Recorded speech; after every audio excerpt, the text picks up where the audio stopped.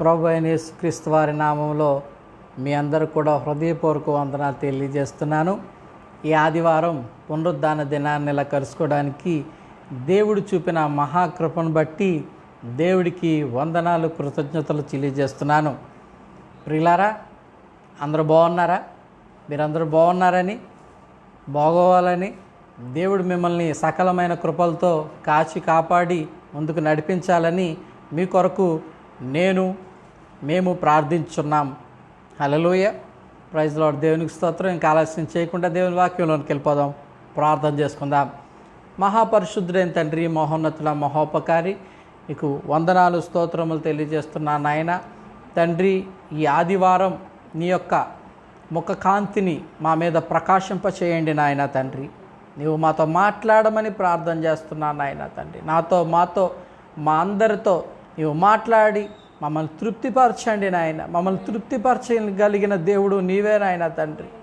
తండ్రి, నీవు ఎటువంటి జీవన విధానాన్ని భూమి మీదకి దయచేసావన్నది నాయన మేము ధ్యానిస్తుండగా నాయన తండ్రి, నీ కృపలు నాయన, నీ కృప వెంబడి కృప, నీ మహిమ వెంబడి మహిమ మాలో ప్రత్యక్షపరచబడమని యేసుక్రీస్తు నామములో అడిగి వేడుకొంచున్నాను తండ్రి.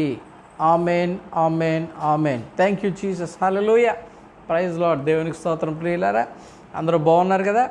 Thank you Lord Jesus. అయితే ఈరోజు మన ధ్యాన నిమిత్తము 2 కొరింథీయులకు రాసిన పత్రిక వెళ్దామండి. 2 కొరింథీయులకు రాసిన పత్రిక 1వ అధ్యాయము 3వ వచనం నుంచి మనం ధ్యానం చేసుకుందాం. కనికరము చూపు తండ్రి, సమస్తమైన ఆదరణను అనుగ్రహించు దేవుడు మన ప్రభువైన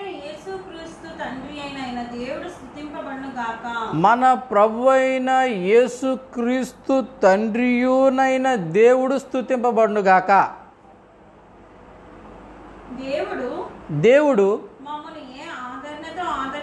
దేవుడు మమ్మల్ని ఏ ఆదరణతో ఆదరించుటకు ఆదరించుచున్నాడో ఆ ఆదరణతో ఎట్టి శ్రమలలో ఉన్న వారినైనను ఆదరించుటకు శక్తి గలవారమగునట్లు. చూడండి, దేవుడు మమ్మల్ని ఏ ఆదరణతో ఆదరించుటకు శక్తి గలవారమగునట్లు ఆయన మా శ్రమ అంతట్లో మమ్మల్ని ఆదరించున్నాడు. వావ్, హల్లెలూయా. చూడండి, ఈ శ్రమకాలంలో, ఈ పాండమిక్ సీజన్లో ఈ వాక్యము మనతో మాట్లాడుతుంది. హల్లెలూయా. ఇక్కడ వీళ్ళకి ఒక శ్రమ వచ్చేసిందంట. ఇక్కడ ఏమంటున్నారంటే వీళ్ళకి ఒక శ్రమ వచ్చేసిందంట. దేవుడు ఈ శ్రమల్ని వీళ్ళు ఎలా అర్థం చేసుకుంటున్నారంటే, దేవుడు మమ్మల్ని ఏ ఆదరణతో ఆదరించుటకు శక్తి గలవారమగునట్లు ఆయన మా శ్రమ అంతటిలో మమ్మల్ని ఆదరించుచున్నాడు. హల్లెలూయా. అంటే ఎప్పుడైతే ఈ కష్టము, ఈ శ్రమ వీళ్ళ మీదకి వచ్చేసిందో, ఈ శ్రమలో వీళ్ళు ఆదరించబడుతూ శ్రమలో ఉన్న అనేకులను ఆదరించుటకు వీరు శక్తి గలవారు అగునట్లు ఈ శ్రమ వీరి మీదకి వచ్చిందని వీళ్ళు తెలియజేస్తున్నారు. హల్లెలూయా, హల్లెలూయా. అంటే నీకేదైనా ఒక కష్టం వచ్చిందా, ఒక శ్రమ వచ్చిందా అంటే నువ్వు అర్థం చేసుకోవాలి, నువ్వు దాన్ని ఎదుర్కొని దాన్ని జయించి అదే శ్రమలో ఉన్న వారిని నీవు ఆదరించుటకు, నీవు బలపరచుటకు దేవుడు నిన్ను వాడుకుంటాడు. హల్లెలూయా. ఇక్కడ శిష్యులు అదే చెప్తున్నారండి. వాళ్ళు ఏమంటున్నారంటే, దేవుడు మమ్మలను మరి ఈ శ్రమ మా మీదకి ఎందుకు వచ్చిందంటే, దేవుడు మమ్మల్ని ఏ ఆదరణతో ఆదరించుటకు శక్తి గలవారమగునట్లు ఆయన మా శ్రమ అంతట్లో మమ్మల్ని ఆదరించున్నాడు. హల్లెలూయా. It's a wonderful word. చూడండి, తండ్రి యొక్క మనసులో ఉన్న చిత్రాన్ని వీళ్ళు తెలియజేస్తున్నారు అన్నమాట. తండ్రి అయిన దేవుళ్ళలో ఉన్న ఆ చిత్రం ఏంటంటే, ఈ భూమి మీద ఊరికనే ఒక శ్రమ అనేది రాదు. ఎందుకంటే నువ్వు కొన్నిటి గుంటా వెళ్తున్నప్పుడు నువ్వేం అర్థం చేసుకోవాలంటే, ఇలాంటి శ్రమలో ఉన్న అనేకులను నేను ఆదరించడానికి, నేను బలపరచడానికి దేవుడు ఈ శ్రమ గుండా నన్ను తీసుకెళ్తున్నాడు. గట్టిగా చప్పట్లు కూడా దేవుని మహిమపరచండి. హల్లెలూయా. Thank you Lord Jesus. 5వ వచనం చూడండి. క్రీస్తు యొక్క శ్రమలు మా విస్తరించుచున్నవో అలాగే క్రీస్తు ద్వారా ఆదరణయు మాకు విస్తరించుచున్నది. ఇక్కడ దేని గురించి మాట్లాడుతున్నాడో మీరు గ్రహించారా? క్రీస్తు యొక్క శ్రమలు మా యందు విస్తరించుచున్నవి అంటున్నాడు. సరే, అంటే ఇక్కడ మాట్లాడుతున్న మాటల అర్థం ఏంటంటే క్రీస్తు శ్రమల గుండా వెళ్ళాడు, ఆ శ్రమలు నా జీవితంలో ఎక్స్టెండ్ చేయబడ్డాయి. క్రీస్తు ఏ శ్రమల గుండా అయితే వెళ్ళాడో ఆ శ్రమలు తర్వాత ఆయన శిలువ మీద మరణించి పునరుద్ధాండై తిరిగి లేచిన తర్వాత ఆయన నాలో జీవిస్తున్నాడు గనక, ఆ క్రీస్తు నాలో జీవిస్తున్నాడు గనక ఆ శ్రమలు నా జీవితంలో కూడా ఎక్స్టెండ్ చేయబడ్డాయి అంటున్నాడు. గట్టిగా చప్పట్లు కూడా దేవుని మహిమపరచండి. హల్లెలూయా. అంటే క్రీస్తు యొక్క శ్రమలు అంటే మనం ఏమనుకుంటామంటే యేసుప్రభు 33.5 సంవత్సరాల్లో పడిన శ్రమలే క్రీస్తు యొక్క శ్రమలు అనుకుంటాం. కానీ ఇక్కడ పౌలు చెప్తున్నాడు, ఇప్పుడు మనము క్రీస్తు నామములో క్రీస్తుని ధరించిన మనము, క్రీస్తుని కలిగి ఉన్న మనకి శ్రమ వచ్చినా అది క్రీస్తు శ్రమే అని పిలువబడుతుంది. చూడండి, నా పేరు విక్టర్ బాబు, నాకేమైనా శ్రమ వచ్చిందనుకోండి, ఆ శ్రమను ఏమని పిలుస్తారు? విక్టర్ బాబుకి వచ్చిన శ్రమ అని పిలుస్తారన్నమాట. లేకపోతే మీకేమైనా శ్రమ వచ్చింది, మీ పేరు పెట్టి ఆ శ్రమను పిలుస్తారు. ఇప్పుడు మనము ఏమై ఉన్నాము? మనము క్రీస్తు యొక్క శరీరమై ఉన్నాము, మనము క్రీస్తువై ఉన్నాము. కాబట్టి మనకు ఒక శ్రమ వస్తే ఆ శ్రమను ఏమని పిలుస్తున్నారంటే క్రీస్తు శ్రమ అని పిలుస్తున్నారు. గట్టిగా చప్పట్లు కొట్టి దేవుని మహిమపరచండి. హల్లెలూయా, హల్లెలూయా. ఈ శ్రమ క్రీస్తు శ్రమలు. అంటే క్రీస్తు శ్రమలు అంట మన జీవితంలో ఎక్స్టెండ్ చేయబడ్డాయని ఇక్కడ పౌలు గారు చెప్తున్నారు. హల్లెలూయా.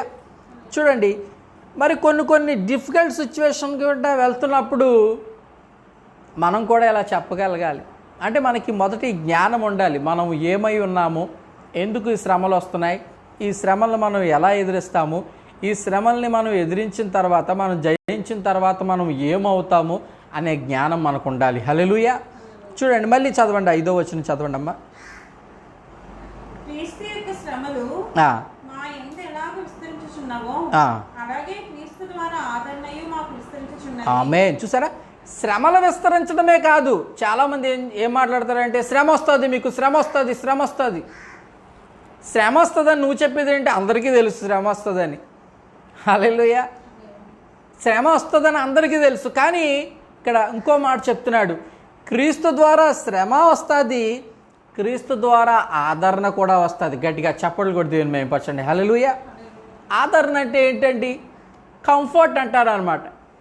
అంటే కంఫర్ట్నెస్ అంటే ఏంటంటే ఆ స్థితిలో ఏది ఎలా ఉన్నా నీకు అది లోపల హాని చేయదు, లోపల నేను గాయపరచదు అనమాట. దాన్ని ఏమంటారంటే ఆదరణ లేకపోతే కంఫర్ట్ అంటారు అనమాట. చూడండి, పరిశుద్ధాత్ముడి పేరు ఏంటండి? ఎవరైనా చెప్పగలరా? పరిశుద్ధాత్ముడి పేరు ఆదరణకర్త, కంఫర్టర్. అంటే అర్థం ఏంటంటే నువ్వు ఎలాంటి సమస్యల గుండా వెళ్తున్నా, ఎలాంటి శ్రమల గుండా వెళ్తున్నా ఈ పరిశుద్ధాత్ముడు అంట లోపల నుంచి ఆనందమే తీసుకొస్తాడు తప్ప లోపల నుంచి వేదన, దుఃఖము అనేది నీలోని రాదంట. ఆ నొప్పి ఆ గాయముగా మారదంట, ఆ బాధ గాయముగా మారదంట. అంటే పరిశుద్ధాత్ముడితో నీవు సహవాసం చేసినప్పుడు నీ ప్రతి శ్రమలో నుంచి కూడా ఒక ఉన్నతమైన ఆనంద తైలం బయటకు వస్తుంది. హల్లెలూయా, హల్లెలూయా, హల్లెలూయా. ఇక్కడ చెప్తున్నాడు, ఆ శ్రమ నీకు ఒకవేళ ఆ శ్రమ వచ్చినా ఆ శ్రమగా అనిపించకుండా నువ్వు వెళ్ళడాన్నే ఆదరణ పొందుకొని వెళ్ళడం అంటారు. హల్లెలూయా. ఆదరణ, కంఫర్టర్, ఆదరణకర్త ఉన్నాడు మనకి. పరిశుద్ధాత్ముడు ఆదరణకర్త.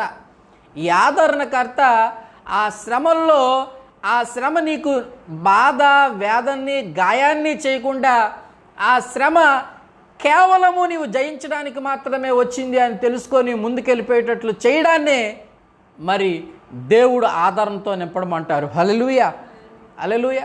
దేవుడు అంట మాకు శ్రమ వచ్చింది, శ్రమతో పాటు ఆదరణ కూడా వచ్చింది. హల్లెలూయా. అవునా? పక్కలతో చెప్పండి, నీకు శ్రమ వచ్చిందా, శ్రమతో పాటు ఆదరణ కూడా వస్తుంది అని చెప్పండి. హల్లెలూయా. చెప్పండి, నీకు శ్రమ వచ్చిందా, నీ శ్రమతో పాటు నీకు ఆదరణ కూడా వస్తుంది. హల్లెలూయా. Thank you Lord Jesus. 6వ వచనం చూద్దాం. మేము శ్రమ పొందినను మీ ఆదరణ కొరకును రక్షణ కొరకును పొందుదుము. మేము ఆదరణ పొందినను మీ ఆదరణ కొరకే పొందుదుము. ఈ ఆదరణ మేము కూడా పొందుచున్నట్టు ఆ శ్రమలను ఓపికతో సహించుటకు కార్యసాధకమై ఉన్నది. ఆమేన్. చూసారా, ఇక్కడ ఏమన్నాడు? మేము శ్రమ పొందినను మీ ఆదరణ కొరకు రక్షణ కొరకు పొందుదుము. మేం ఆదరణ పొందినను మీ ఆదరణ కొరకే పొందుదుము. ఈ ఆదరణ మేము కూడా పొందుచున్నట్టి ఆ శ్రమలను ఓపికతో సహించుటకు కార్యసాధకమై ఉన్నది. హల్లెలూయా. సరే, ఈ ఆదరణ మేము కూడా పొందుచున్నట్టి ఆ శ్రమలను ఓపికతో సహించుటకు. ఇక్కడ మీకు అర్థమై ఉంటుంది నేను చెప్పిన మాట ఇందాక. అంటే ఆ శ్రమగా అనిపించటం లేదు, ఆ కష్టముగా అనిపించట్లేదు. అంటే ఓపికతో ముందుకు వెళ్ళడానికి ఆ ఆదరణ అనేది నీలో పనిచేస్తుంది, ఆ కంఫర్ట్నెస్ పనిచేస్తుంది అన్నమాట. నీ కంఫర్ట్కి ఎక్కడ కూడా దేవుడు నీ కంఫర్ట్నెస్కి, నీలో ఉండే ఆదరణకి ఎక్కడ కూడా లోటు ఉండదు. నువ్వు సంపూర్ణ ఆదరణతో నింపబడతావు, ఎందుకంటే నీలో సంపూర్ణ ఆదరణకర్త ఉన్నాడు. అందుకే నీకు ఎంత పెద్ద కష్టం వచ్చేసినా, ఎంత పెద్ద శ్రమ వచ్చినా ఆ శ్రమ నీకు శ్రమగా అనిపించదు, ఆ కష్టం నీకు కష్టంగా అనిపించదు. ఎందుకంటే నీలో నిన్ను కంఫర్ట్ చేసి నిన్ను ఆదరించి నడిపించే దేవుడు నీలో ఉన్నాడు. హల్లెలూయా. హల్లెలూయా. ఇక్కడ అంటున్నాడు మరి ఇక్కడ చూస్తే ఇక్కడ యేసుప్రభు డైలాగ్ కొడుతున్నారు. ఇక్కడ యేసుప్రభు డైలాగ్ కొడుతున్నాడు. వీళ్ళు యేసుతో ఉండి ఉండి యేసు వలే మారిపోయారు. ఇక్కడ ఏమంటున్నారు? మేము శ్రమ పొందినను మీ ఆదరణ కొరకై పొందుతున్నామంటున్నారు. అండి మీకోసము మేము శ్రమపరచబడుతున్నాము. క్రీస్తు ఏమన్నాడు? క్రీస్తు మీకోసం నేను ప్రాణార్పణముగా పోయబడుతున్నాను.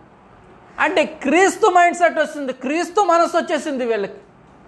ఇతరుల కోసము చనిపోవడానికి కూడా, ఇతరుల కోసము శ్రమ అనుభవించడానికి కూడా మరి వీళ్ళు సిద్ధంగా ఉన్నారు. ఇది క్రీస్తు మనసు. హల్లెలూయా. అవునా? ఇటువంటి మనసును మనం కూడా ధరించుకోవాలి. మన కోసం మనం జీవించడానికి భూమి మీద పంపించబడలే, అనేకుల కోసం మనము రక్షణార్థమై మనం జీవించుటకు దేవుడి భూమి మీదకి మనల్ని పంపించాడు. హల్లెలూయా. Thank you Lord Jesus. చూడండి, ఇక్కడ శ్రమను మనం జయించడానికి భూమి మీదకి వచ్చాము. అందుకే దేవుడు మనల్ని ఆ శ్రమలు జయించేంత వరకు కూడా దేవుడు మనకి ఏమిస్తాడంట? ఆదరణ ఇస్తాడంట. 6వ వచనం చూద్దామండి.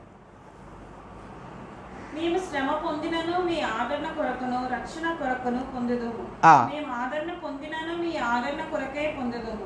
ఈ ఆదరణ మేము కూడా పొందుచున్నట్టు ఆ శ్రమలను ఓపికతో సహించుటకు కార్యసాధకమై ఉన్నది.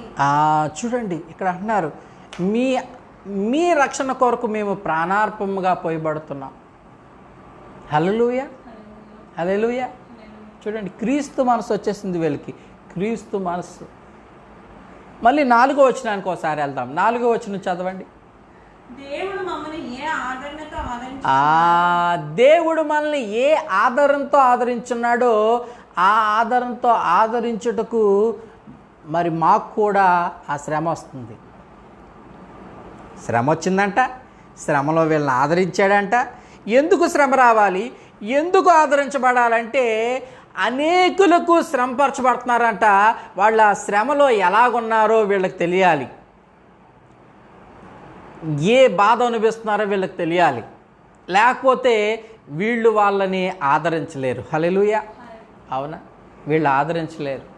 ఏదైనా ఒక కష్టం, ఒక శ్రమ నీకు వచ్చేసిందా, బాధపడకు, భయపడకు, దాన్ని నువ్వు తప్పకుండా జయిస్తావు. క్రీస్తు నీలో ఉన్నాడు కాబట్టి. హల్లెలూయా. నీలో ఉన్న పరిశుద్ధాత్ముడు నీకు మొదట ఆదరణ కలుగజేసి ఓపికతో ఆ శ్రమలో నేను ముందుకు తీసుకెళ్తాడు.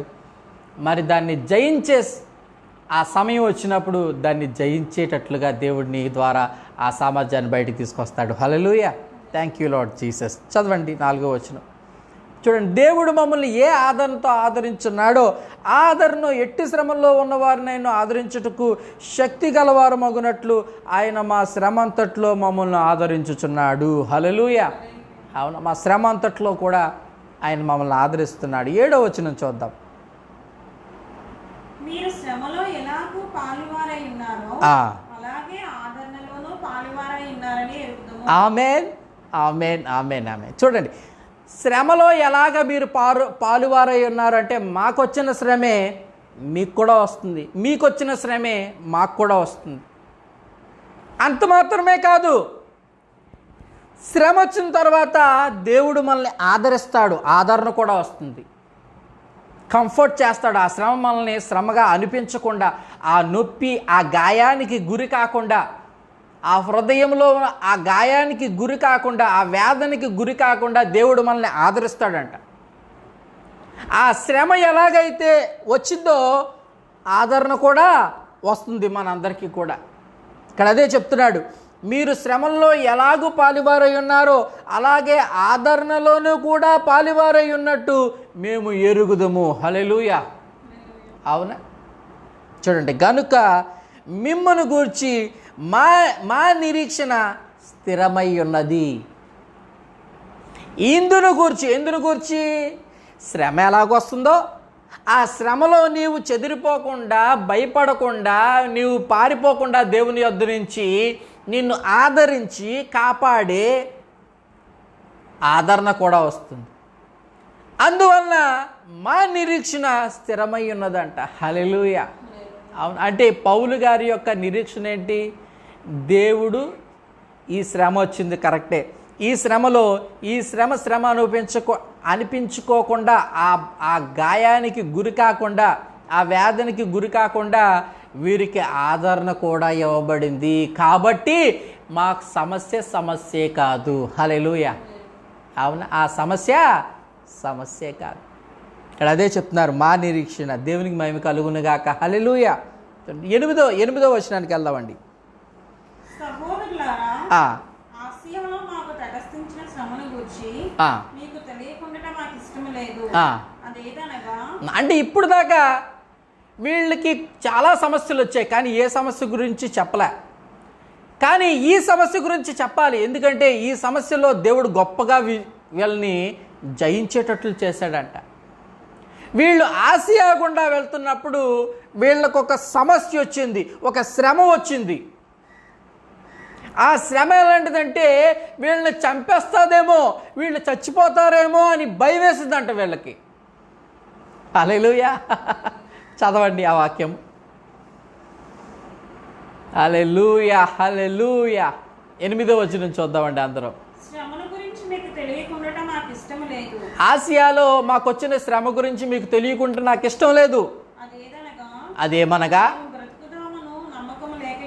చూసారా, వీళ్ళకి వచ్చిన శ్రమ అంట వీళ్ళకి బ్రతుకుతాము అనే నమ్మకం లేకుండా చేసిందంట. హల్లెలూయా. ఈరోజు మనకు వచ్చిన శ్రమ కూడా అలాంటిదే కదండి. ప్రపంచానికి వచ్చిన శ్రమ ఈ కరోనా అనే మహమ్మారి. ఏమో బతుకుతామో లేదో. మీకు అర్థమైందా? ఈ వాక్యానికి ఇప్పుడు ప్రస్తుతం ఉన్న కాలానికి సంబంధం ఉందా లేదా అండి? ఉంది. ఇక్కడ వీళ్ళకి వచ్చిన శ్రమ కూడా వీళ్ళు బతుకుతారో లేదో తెలియదంట.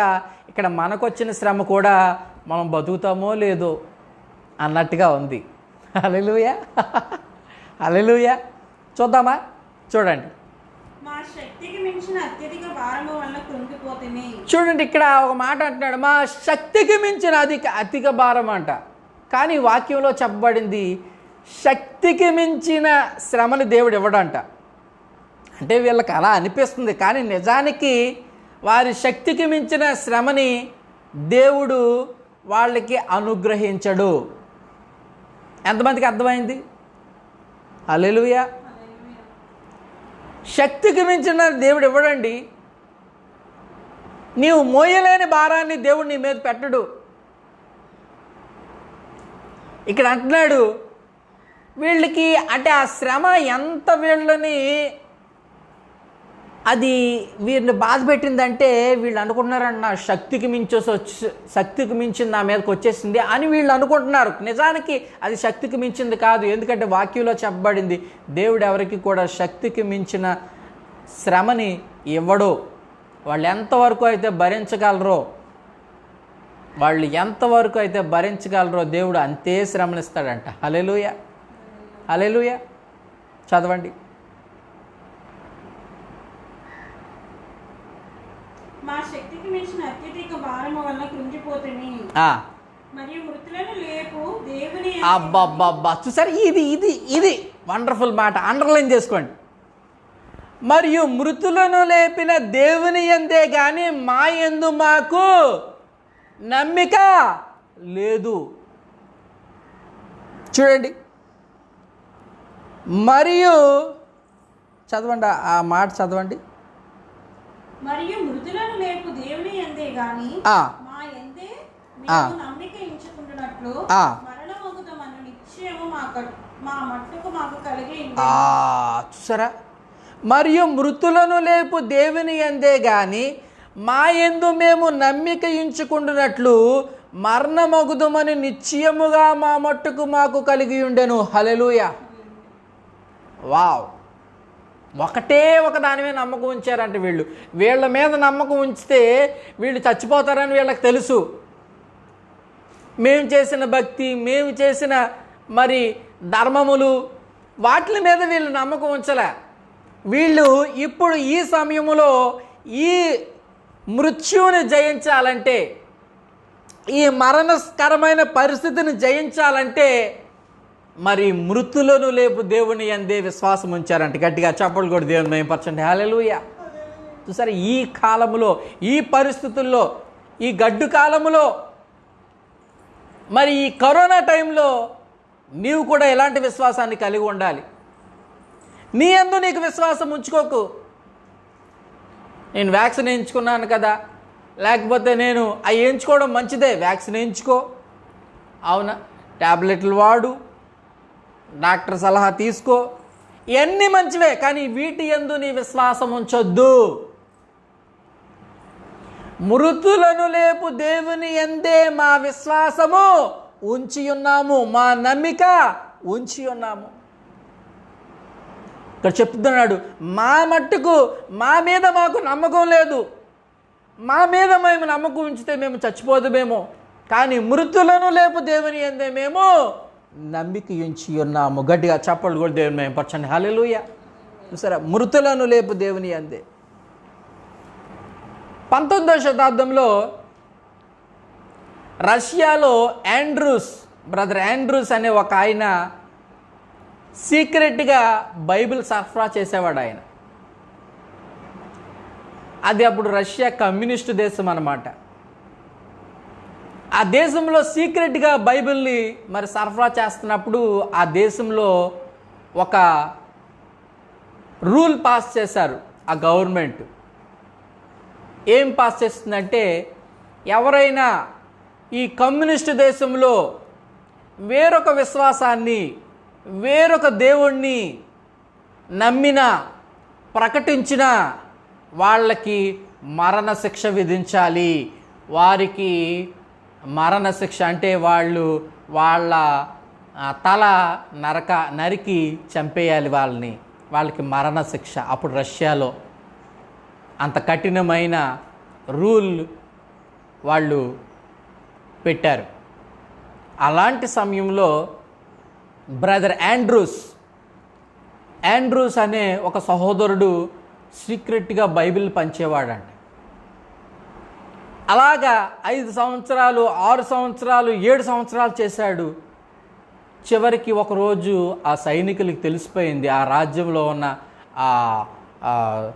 ఎవరైతే ఆ సోల్జర్స్ ఉన్నారో మరి ఆ సోల్జర్స్కి తెలిసిపోయిందంట. తెలిసిపోయి ఒక ఆయన రహస్యంగా బైబిల్ పంచుతున్నాడని చెప్పి ఆ ప్రధానమంత్రికి, ప్రెసిడెంట్కి వార్త వెళ్ళిపోయినప్పుడు ఇతను యాండ్రూస్ అనే ఆయన్ని తీసుకెళ్ళి ఈయన్ని అక్కడ నించోబెట్టినప్పుడు ఆ ప్రెసిడెంట్ అడిగాడంట, మేము ఇంత కఠినమైన నిర్ణయం తీసుకొని మరి మేము చంపేస్తానన్నాము, అయినా నీవు మాకు తెలియకుండా ఈ బైబిల్ పంచుతున్నావు, ఇప్పుడు మేము మిమ్మల్ని ఏం చేస్తామో తెలుసా అంటే అతను నవ్వాడంట. హల్లెలూయా.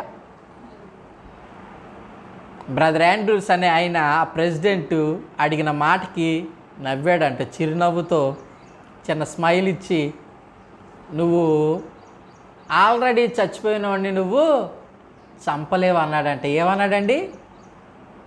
హల్లెలూయా. ఏమన్నాడండి? You cannot kill a dead man అని ఆన్సర్ ఇచ్చాడంట.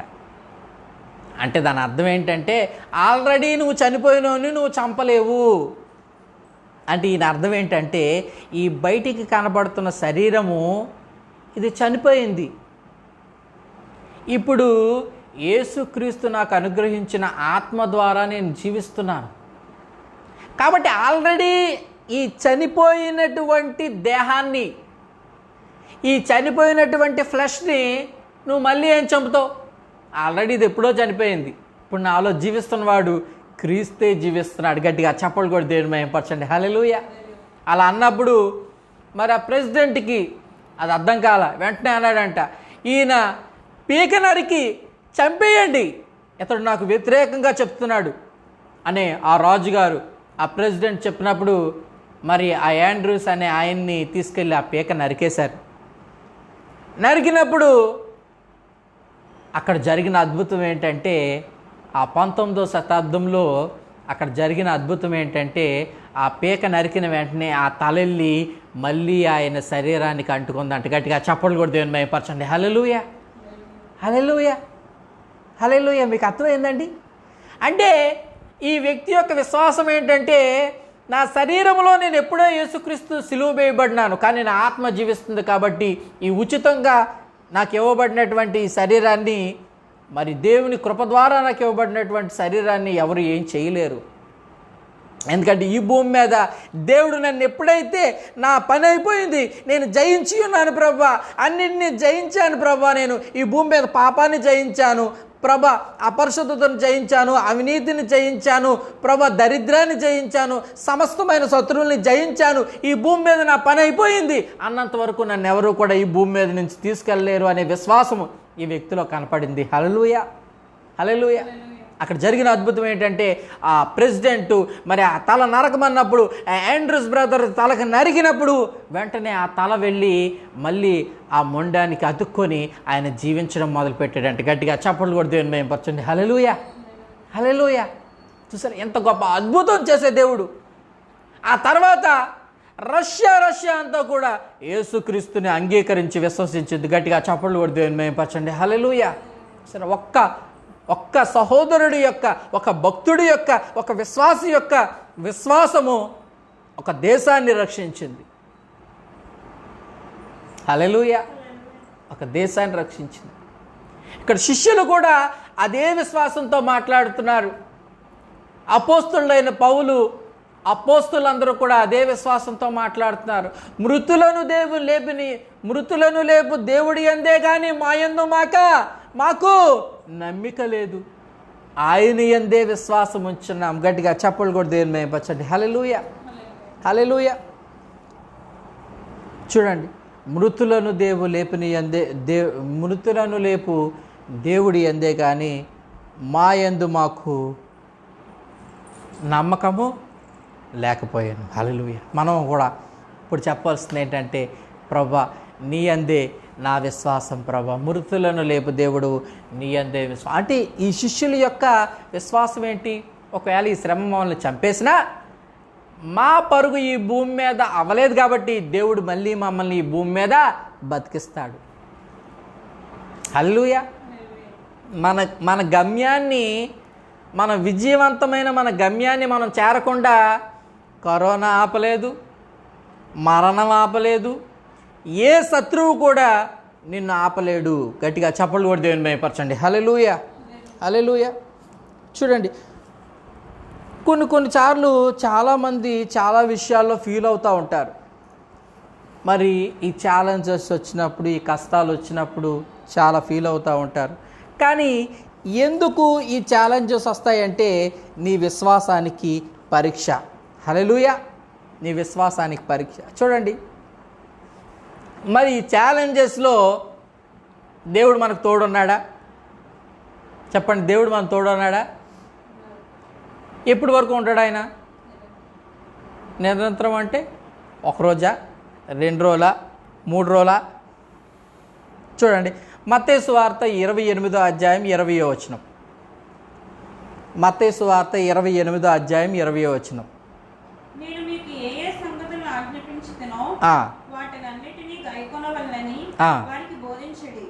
ఇదిగో నేను యుగ సమాప్తి వరకు హల్లెలూయా మీతో కూడా ఉన్నానని వారితో చెప్పాను. చూసారా, ఇదిగో నేను యుగ సమాప్తి వరకు సదాకాలము కూడా మీతో ఉన్నాను.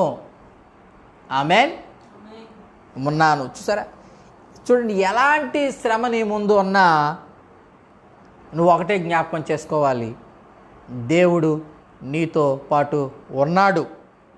ఆయన నీలో ఉన్నాడు, నీ పక్షాన ఉన్నాడు. కాబట్టి ఆ శ్రమను నువ్వు జయించి తీరుతావు. హల్లెలూయా, హల్లెలూయా. ఎందుకంటే మీలో జయించేవాడు ఉన్నాడండి. ఆయన ఉన్నాడు అంటే కార్యాలు జరుగుతాయనే కదా. ఆయన మీతో ఉన్నాడు అంటే మీరు జయిస్తారనే కదా. ఆయన మీతో ఉన్నాడు అంటే శత్రువు మీ ముందు ఓడిపోతాడనే కదా. మీకు అర్థం కావట్లేదండి? ఒకసారి ఒక వచనాన్ని మీకు చూపించడానికి నేను ఆశపడుతున్నాను.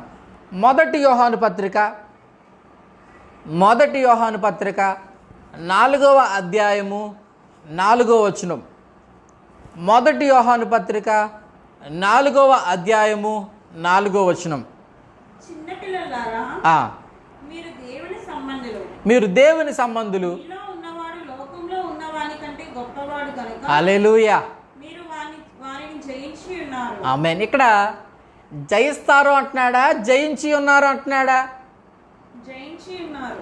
అంటే మీరు ఆల్రెడీ జయించేశారా, ఇంకా జయించాలా? జయించేశారు. ఆ రోగం అనే శత్రువుని జయించేశావు, కరోనా అనే శత్రువుని జయించేశావు. అంటే దేవుడు యేసుక్రీస్తు వారు శిలువ మీద మరణించి ఆయన శత్రువుని జయించి, శత్రువుని చెదగొట్టి, శత్రువుని మరణం పొందేటట్లు చేసి, మరణం పొందేటట్లు చేసి, ఇప్పుడు మరణాన్ని జయించిన యేసుక్రీస్తు నీలో జీవిస్తూ ఆయన ఏమంటున్నాడంటే ఇప్పుడు ఆ జయించే స్వభావాన్ని నీలో నుంచి నేను బయటికి తీసుకొస్తాను. ఇప్పుడు నేను జయించిన వాడను, నేను లోకమును జయించిన వాడను, నేను శత్రువుని జయించిన వాడును, నేను సమస్త శత్రువుల్ని జయించిన వాడును. నేను నీలో ఉన్నాను గనక, నేను నీతో ఉన్నాను గనక, నేను నీ పక్షంగా ఉన్నాను గనక ఇప్పుడు నీవు కూడా జయిస్తావు. హల్లెలూయా. చూడండి, చిన్నపిల్లలారా, మీరు దేవుని సంబంధులు, మీలో ఉన్నవాడు లోకములో ఉన్నవాని కంటే గొప్పవాడు గనక మీరు వాన్ని జయించి ఉన్నారు. హల్లెలూయా. సరే, అంటే లోకంలో ఉన్నవాడి కంటే గొప్పవాడు అంటే అర్థం ఏంటి? లోకంలో ఉన్నవాడిని జయించినవాడు అని అర్థం. హల్లెలూయా. లోకంలో ఉన్నవాడిని జయించినవాడు ఏంటంటే లోకంలో ఉన్నవాడిని చెప్పాలి, లోకంలో ఉన్నవాడిని జయించినవాడు నీలో ఉన్నాడు గనక నువ్వు కూడా జయించువాడివే. హల్లెలూయా. నువ్వు నిశ్చయముగా జయిస్తావు, నువ్వేం భయపడొద్దు. ఎందుకంటే జయించిన దేవుడు నీలో ఉన్నాడు. ఆయనతో నువ్వు ఏకీభవించాలి. ప్రభా, నువ్వు శత్రువును జయించావు, నువ్వు కరోనా అనే శత్రువును జయించావంట ప్రభా తండ్రి, నీవు మరణం అనే శత్రువును జయించావంట ప్రభా తండ్రి. ఇదిగో నీతో ఏకీభవిస్తున్నాను, నేను నువ్వు ఏకమై ఉన్నాము తండ్రి. నువ్వు ఎలాగైతే ఏకమై ఉన్నారో నేను నువ్వు కూడా ఏకమై ఉన్నాము. జయించు స్వభావం నాలో నుంచి బయటకు వస్తుంది. గట్టిగా చప్పట్లు కూడా దేవుని మహిమపరచండి. హల్లెలూయా, హల్లెలూయా. అందరూ చెప్పండి, I'm a over comer. I'm a over comer. చెప్పాలి, ఐఎమ్ ఏ ఓవర్ కామర్. చెప్పండి, ఐఎమ్ ఏ ఓవర్ కామర్. నేను జయించువాడను, నేను జయించువాడను. హల్లెలూయా. చూడండి, మరి కొందరు కొన్ని సమస్యలు గుండా వెళ్తున్నప్పుడు ఫెయిల్యూర్స్ చూస్తారు, వాళ్ళు అపజయాలు చూస్తారు. అవి అపజయాలు కాదు. పక్కన చెప్పండి, అవి అపజయాలు కాదు అని చెప్పండి. కొందరు తమ బిడ్డలను కోల్పోతారు, కొందరు రకరకాలుగా ఫెయిల్యూర్స్ చూస్తారు. అవి ఫెయిల్యూర్స్ కాదు, కేవలము దీర్ఘశాంతము అనే ఫలం నీలో నుంచి బయటికి రావడం అన్నమాట. హల్లెలూయా, హల్లెలూయా. చూడండి, ఒక్కొక్కసారి ఏంటంటే దేవుడు నిన్ను సరిదిద్దడానికి కూడా ఆ శ్రమని వాడుకుంటాడు దేవుడు. యాకోబు పత్రిక 1వ అధ్యాయం 2-3 వచనాలు చూద్దాం. యాకోబు పత్రిక 1వ అధ్యాయము 2-3 వచనాలు చూద్దాం. నా సహోదరులారా, మీ విశ్వాసము, అందరూ చెప్పండి, నాకు విశ్వాసం ఉంది. విశ్వాసం ఉంటే విశ్వాసానికి ఏం కలుగుతుందంట? చెప్పాలి. విశ్వాసానికి ఏం కలుగుతుందంట? పరీక్ష. ఓ విశ్వాసి, యేసుక్రీస్తునందు నువ్వు విశ్వాసం ఉంచావు గనక, నీకు విశ్వాసం ఉంది గనక ఆ విశ్వాసానికి పరీక్ష, టెస్ట్ వస్తుందంట. ఏమొస్తుందండి? పరీక్ష వస్తుందంట. హల్లెలూయా. పరీక్ష వస్తుంది. ఎంతవరకు నిలబడతావు? ఎంతవరకు ఈ దేవుణ్ణి నమ్ముతున్నావు? ఎంతవరకు ఈ దేవుణ్ణి పట్టుకుంటావు? హల్లెలూయా. చదవండి. ఓర్పును పుట్టిస్తుందంట. విశ్వాసానికి కలిగే పరీక్ష నీలో ఏం పుట్టిస్తుందంట అండి? ఓర్పును పుట్టిస్తుందంట. వావ్, దీర్ఘశాంతాన్ని పుట్టిస్తుందంట.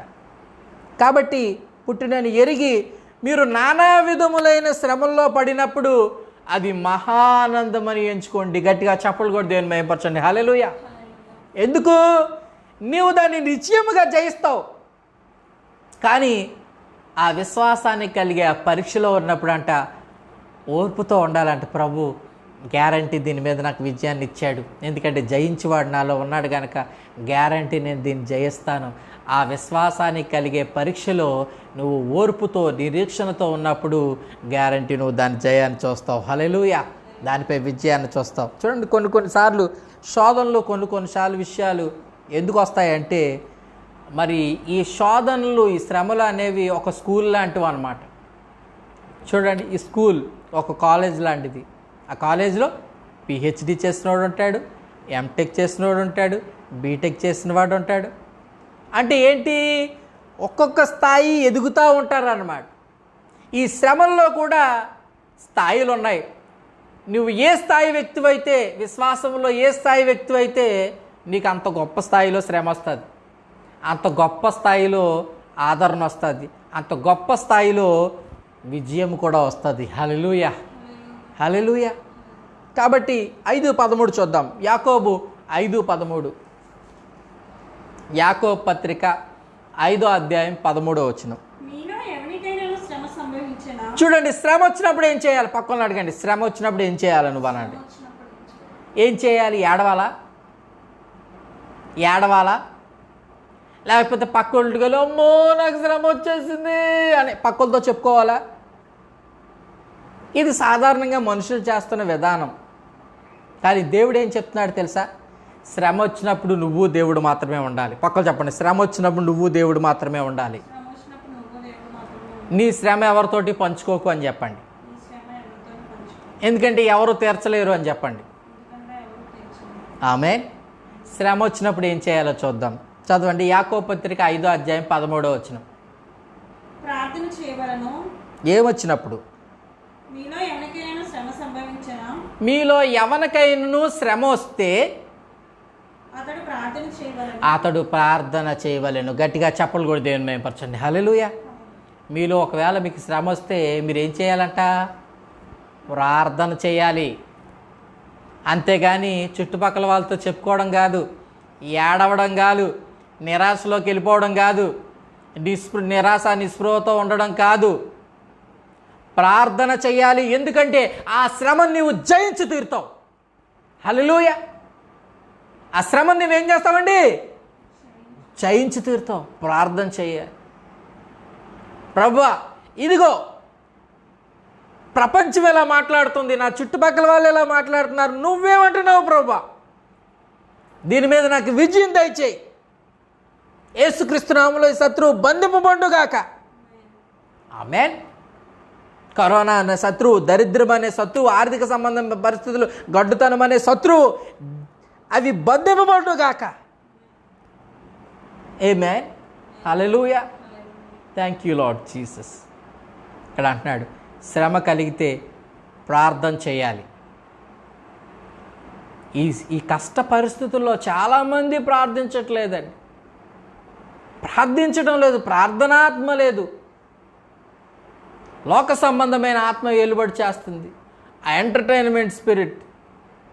ఇంకా ఈ కష్ట సమయంలో కూడా దేవుడు హెచ్చరించినా సరే వాళ్ళు ప్రార్థించకుండా చాలామంది ఉన్నారు. ఈరోజు ఒక నిర్ణయాన్ని తీసుకో. దేవుని కృప నిన్ను ప్రేరేపిస్తుంది ఏంటంటే ప్రార్థన ఆత్మని కలిగి ఉండు. హల్లెలూయా. ప్రార్థన ఆత్మని కలిగి ఉండు. హల్లెలూయా. Thank you Lord Jesus. చూడండి, నువ్వు శ్రమ గుండా వెళ్తున్నావంటే నువ్వు దేవుని ప్రణాళికలో ఉన్నావని అర్థం. ఈ శ్రమలో వెళ్తున్నప్పుడు నీకు ఎలాంటి విశ్వాసం ఉండాలి? కీర్తనల గ్రంథము 91వ అధ్యాయం 7వ వచనం. ఈ శ్రమ కాలంలో నువ్వేం చేయాలి, నువ్వు ఎలా చూడాలి?